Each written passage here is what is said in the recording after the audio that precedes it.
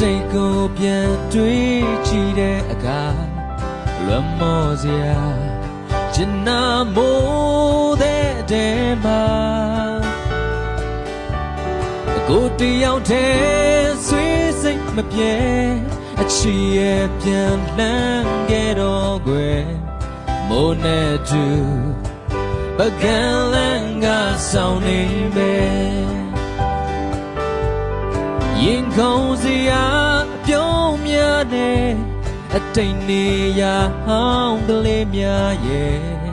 ဆွေးမြေ့စရာဝေဒနာနေတော့တဲ့မှာမျောနေရင်ရင်မော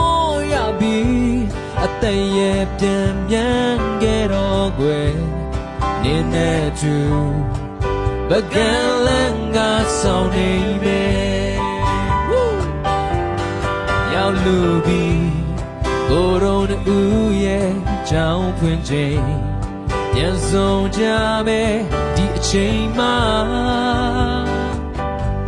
အချင်းနဲ့တူကျင်နာလန်းတဲ့ရှောင်းဖို့ရာအချင်းနာဆုံးအချင်းလေးရဲ့ပြန်လာပါ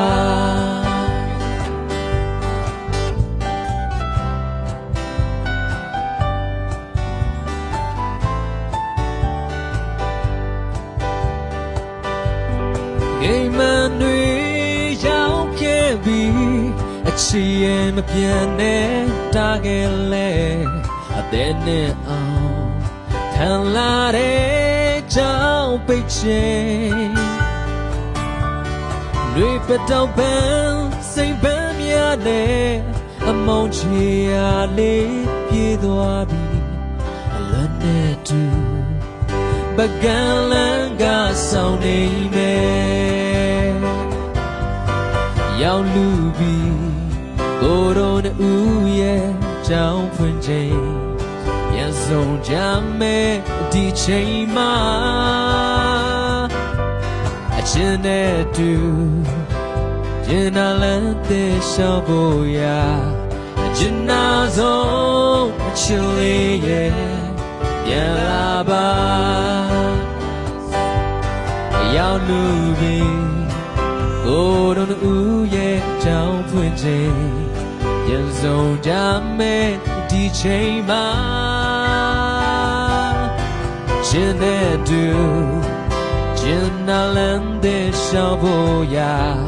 အကျဉ်းနာဆုံးရှင်လေးရဲ့ပြန်လာ